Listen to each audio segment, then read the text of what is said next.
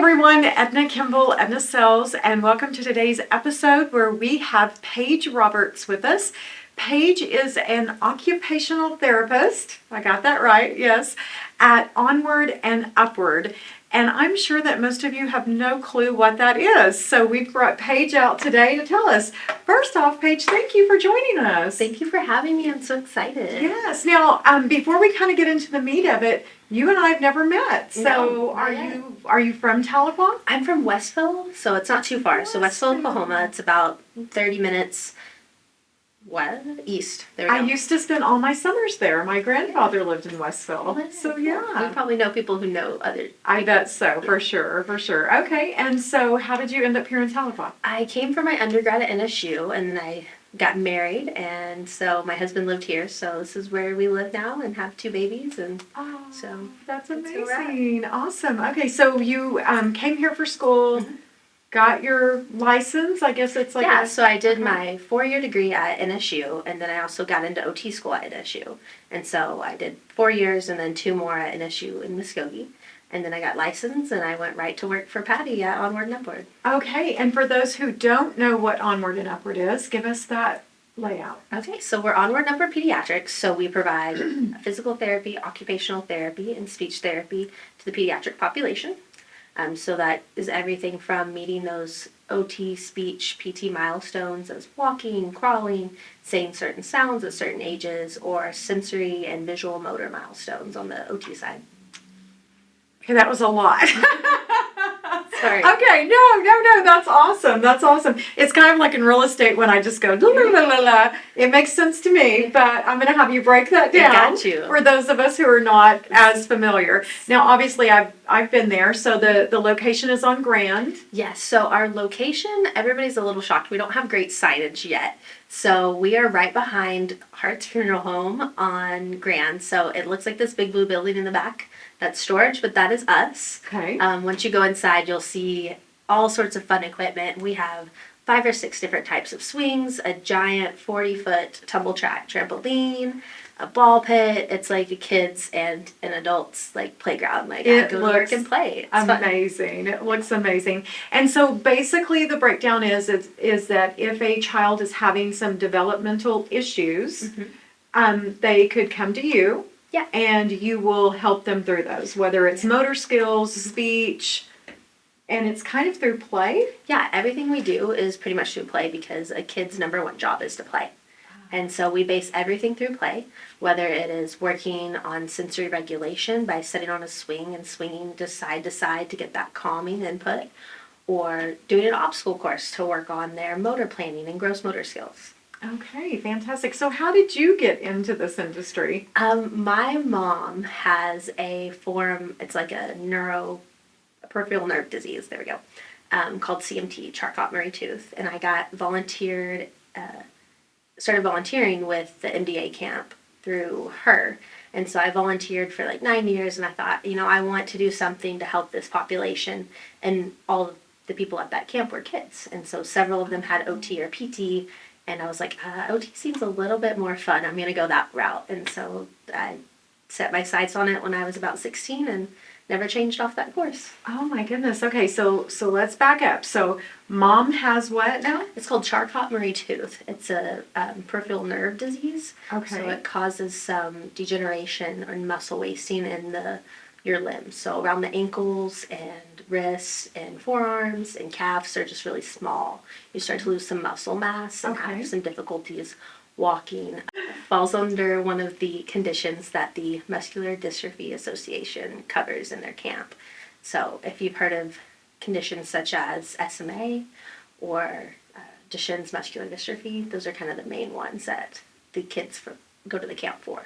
Okay, so MDA, the Muscular Dystrophy. Association. I've heard of that. I mean, Yeah. obviously I know The what feel that the is, boot. but to say it. Yeah. Feel the boot. Absolutely. When Yeah. the firefighters do the feel the boot. A big fundraiser here locally. And so you volunteered for how many years? 9 years, and then we shut down because of COVID, and we Oh haven't my had a camp in goodness. Oklahoma since. Oh my goodness. Wow. Okay, so 9 years. So that was your jumping off Yeah. point to get involved. And then you mentioned that there were kind of 2 sides of that, OT And what was the other? OT and PT. Okay, so OT is? Occupational therapy. Which is kind of the play. And then physical therapy is? So it just kind of depends on the kid's needs. So sometimes they may see both of us. Sometimes they just see PT or just see OT.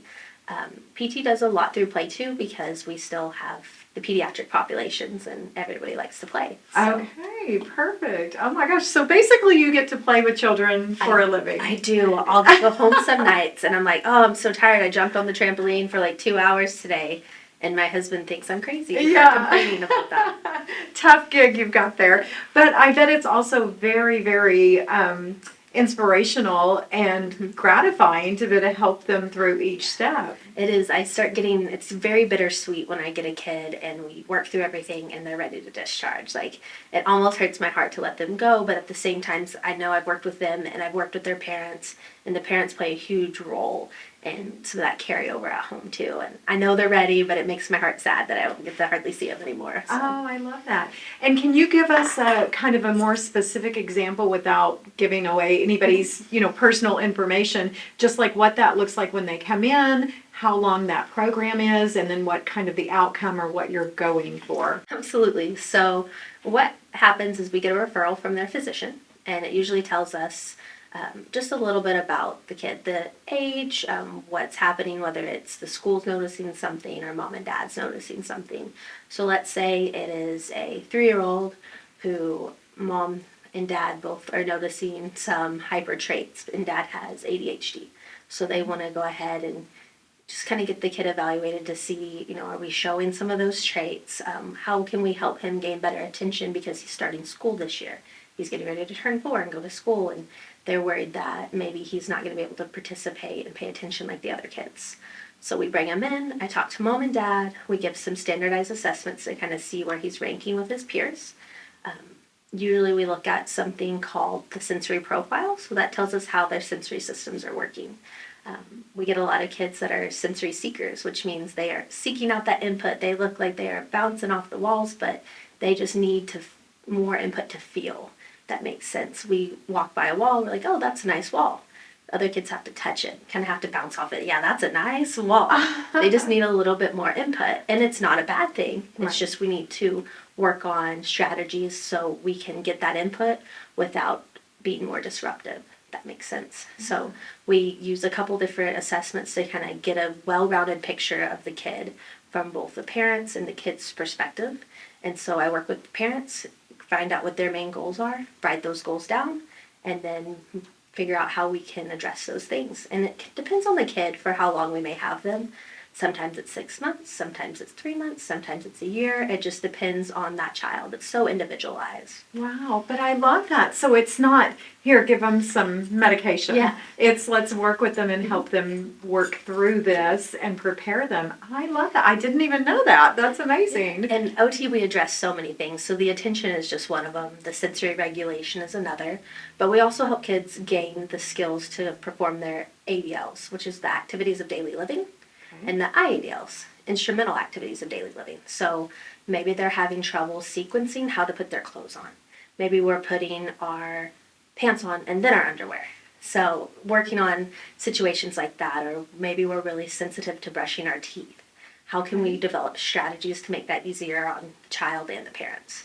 Okay, I love that. And then you gave us 2 different, lines there. So ADLs, and then IADLs. Okay, so tell us a little bit more about that. So your ADLs are your activities of daily living. That's things like sleeping and eating, dressing, bathing. So if there's any difficulties there, we can address those. Okay, and I think I've been in the facility before where they were working with a child, and it was literally doing their buttons, zippers, and tying their shoe, which it wasn't a true like tie, but it was like a simplified version, and so that would fall under that. Sometimes we have to break down those activities. Okay, and then the other one was? The IADLs, so that's your instrumental activities of daily living. That's things like meal planning and meal prepping, completing meals. So we have a full kitchen, we have a stove, we cook things on the stove top.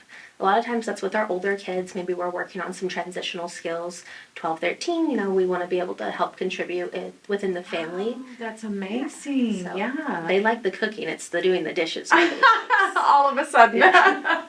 but we get to work on those skills, and it's just really cool when a kid are able to follow the written instructions, and they feel so proud of themselves because maybe they struggle with reading, but if you're like, oh, we're going to read this to make brownies, they're like, I'll read it, I'll make brownies. And so it's you really know fun. how to motivate people. So really for a living, you motivate and play with. Yes, it's a very rewarding job, especially on those brownie days. That is, Okay, you got to tell me what days those are, and we'll pop in. So another cool thing we do, speaking of brownie days, we have horse days. So we have a gentleman out of Proctor, Oklahoma, that brings horses for us to do therapy 1 day a week. And so with parent consent and checked off by a doctor, they are able to ride the horse or groom the horse, and we incorporate that into their therapy session. I knew that was, the owner's ultimate goal was to get some space with that ability. Now tell me, what is the name of the horse therapy? Because I'm like, is it hippotherapy? Yes, hippotherapy. HIPPO therapy, hippotherapy. I thought that can't be It's right. a little misleading for a because you horse. think of hippos I instead know, of horses. right. Yeah. So I thought that was so weird. So, and I bet that's a big draw. It is, it really is. And the gentleman that comes out, his name is Joel, and he has named it after his daughter JC, so it's JC's Horses. Oh. And it's really fun. We all have t-shirts and we wear on horse days, and it's really motivating for the kids too. And not just for OT, our physical therapists take them out, and even our speech therapists do too. Yeah. That child may not want to talk that day, but you go out and talk about those horses, so it's nice. That's great. So sounds like you're just able to make each child, whatever their, issue is, help them feel like a sense of accomplishment. Yeah, that's the big motivator. If we give you tasks that are too hard, you're going to shut down a lot of the times. You don't want to keep trying. In the OT world, we call it the just right challenge.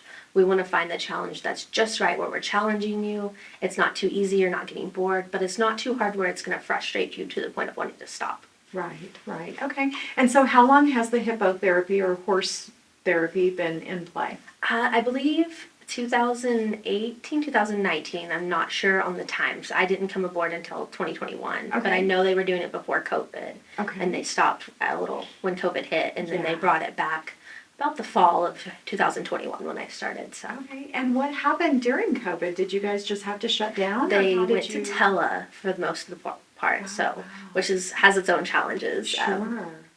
But most of the visits were on teletherapy, and then as the vaccine rolled out and as numbers went down, we were able to open the clinic back up to those that were comfortable. Thank goodness, right? So, okay, and so for horse therapy, obviously they're grooming, so that's giving them motor skills. Yeah, and it's a lot of sequencing. So you have to groom them a certain way, and then layer on all the equipment. You have the saddle pad and the saddle. Like, you have to have that planning ahead of things, as well as you're learning, what the horse needs. And so it's a great way to get those kids really motivated for those activities. And it's good sensory input once they're on the horse.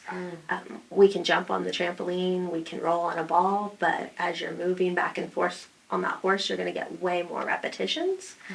And it's very calming for a lot of kids. Okay. And so do you ride the horse with them? No, we walk on the side, so we're side walkers. Okay. Mr. Joel leads the horse, and then I'm usually on one side. Depending on the kid, they might require two.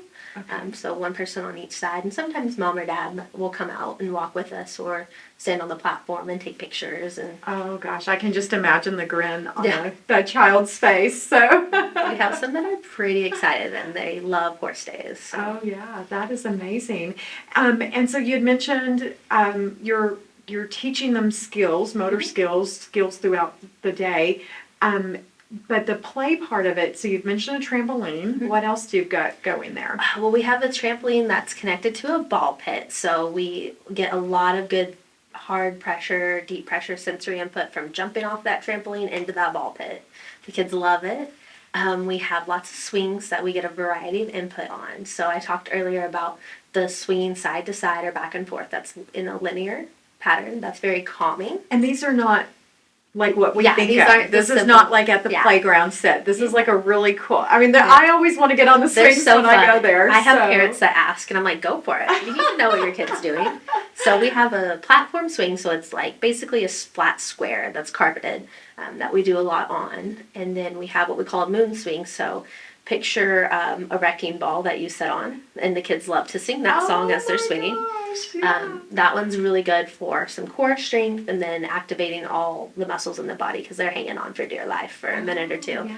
And then we always have safety crash pads underneath. So when they do fall, they're safe and they also get that extra input when they hit. It's also calming to their nervous system. Oh my goodness. Okay, I didn't realize that. So. It looks so much like play, and it is play. Yeah. But it goes a lot deeper than that. That's phenomenal. So, and if a parent were watching this and they were like, oh, I wonder if my child would benefit from that, what's kind of the first step for them? Because obviously they wouldn't necessarily just call you guys, would they? Or If they think that something's going on, I would get with their primary care physician Okay. and just tell them your concerns. You know, I think they may be behind in fine motor skills, or I'm noticing that they might have some sensory aversions or sensory seeking behavior, and we can go from there.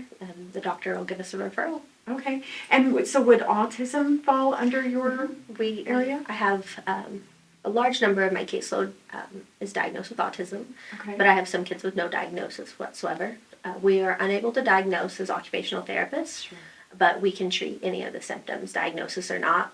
We're going to treat the kid based on their individual plan that we create with the parent.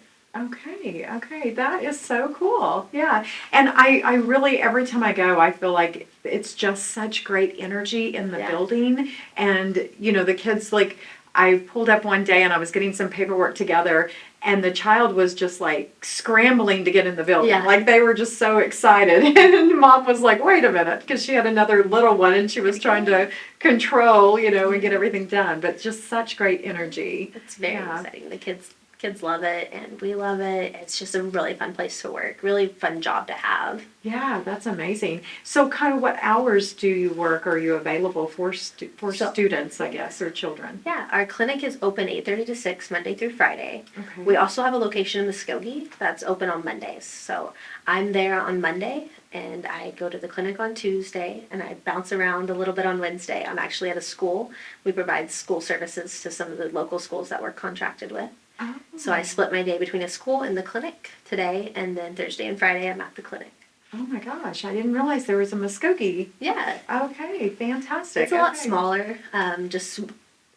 We just have less of a population out there that we see. Okay. But me and another therapist go out there on Mondays, and we also offer speech therapy at that location. Oh, that's amazing. Oh, speech therapy. So I actually had to take speech therapy when Yeah. I was in elementary, and I still struggle with Roy Rogers. I said it pretty good Yeah, just that then, was though. good. So I couldn't yeah. tell. So that's I'm a rock star as far as you guys who are doing this Yeah. the speech therapy. That's really important. So yeah. So what else should parents know, or someone who has some curiosity about maybe getting into occupational therapy? As getting their child in, or getting, Either one. Okay. What was something that might surprise someone?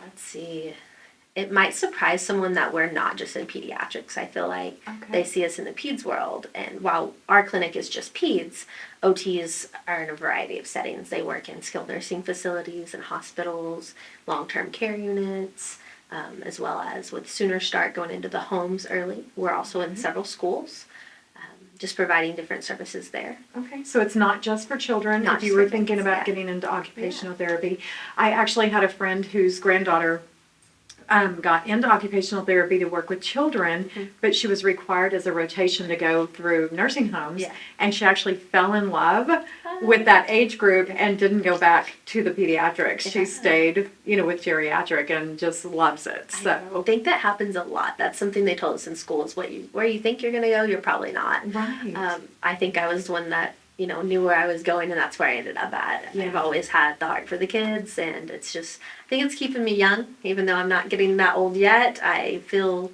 like I said, I get to go jump on the trampoline, swing in the swings, play outside, and not many other people get to go outside every day for their job. So That's a pretty fun job. Now, what do you do in the winter? Do you still have the the horse therapy? Or I believe if it's under 45, we can't. Same in the summer if it's over 90 degrees, just because okay. it's too much on the horses. And Yeah. we don't want the kids out in the elements either. But we don't get the horses when it's super cold, and they can usually hang around because Oklahoma in December isn't too bad. It's the January and February, so we usually have to pause for a little bit when it gets colder. Okay. And then how do parents pay for this? So we, sorry. No, that's okay. Threw me off I that did billing. that. We might even That's right. edit if Yeah. it's not, because you're not nonprofit, right? No, we're not. Okay, yeah, I didn't think so. So we take a variety of different insurances, Medicaid and Blue Cross Blue Shield. It just kind of depends on what private insurance it is. Okay. If there's a copay or not, it just goes with the insurance. But Okay, and is Cherokee Nation involved in any of that? we or- do get some referrals from Cherokee Nation, Okay. and so they have their own outpatient facility now. So we get a little bit less from them since they're able to service some of their own, but we still get some referrals from them when they get behind. Okay, that's wonderful. And that's all here in Tahlequah. Mhm. I think that's the thing that I'm so excited about is, 10, 15 years ago, you had to drive to Tulsa Yeah. to be able to get any kind of assistance or, therapy that was really going to make a difference. So, That's kind of part of why Patty started it up. She was moving from Washington State back to Oklahoma to be closer to her family. And she's like, I was looking for a job and there were no jobs as OTs because there were no OTs here. yeah. And so she started in doing a couple schools, doing some sooner start type things. And she said, there's too big of a need in this rural area. Yeah. Not everybody can afford to drive to Tulsa or Oklahoma City or somewhere in Arkansas for services. And so she just was like, this is where I need to be. This is what I'm going to do. And she's done it. She's been in business for like 27 years now, I believe. Yeah, doing a great job. So really making an impact on our small town. I love that. So, well, we're so excited that you came out today to kind of talk about this. We're going to put a link below so that if anyone wants to get more information on Onward and Upward, and it is located 1500 North Grand? 1510. 1510 North Grand. I think I just gave them the funeral. Yeah, So- right behind that funeral Right home. behind there. So that if you have any questions, you can reach out and follow up with them yourselves. But it is just a phenomenal facility. That's huge. And it's just so impressive. And I just, once I, had met with Patty and we were doing a real estate transaction and I was going up there and seeing all of this, I was like, who knew it was here in Tahlequah? So I wanted to share, and I'm so grateful that you were able to come out today and share that with us. Me too. I love getting the chance just to promote us, but also promote the good things we're able to do, especially in a rural area. It's just great. It's awesome. Now, we are a real estate show, so I do have to bring it back to real estate. Let's do it. Okay. If money were no object and you were buying your dream home, what 3 things would that dream home have to have? Oh, my dream home would probably be a little 5-acre farm. So I'd have to have just a couple acres, big bathtub because I love a good hot bath, Okay. and a really open floor plan. Okay. Yeah, my kids they love to run and play, so zigzagging in and out of things isn't for them. So Okay, so a little farm, like some goats and chickens? yeah, like I want chickens so bad, but I'm scared my dogs will eat them at this point. So Okay, so a yard for the chickens and a yard for the dogs. yeah, we gotta have some Gotcha. separation there. Okay, well, that's nothing crazy, and it sounds like a beautiful dream. Yeah. So, yeah, we'll help you make that happen. So, now, guys, as always, we appreciate you watching. Please like, follow, and share so that we can get onward and upward information out there. If you would like to be a guest on the next podcast, or there's someone that you would like for us to interview and have on as a guest, please reach out and let us know. And thank you so much for watching.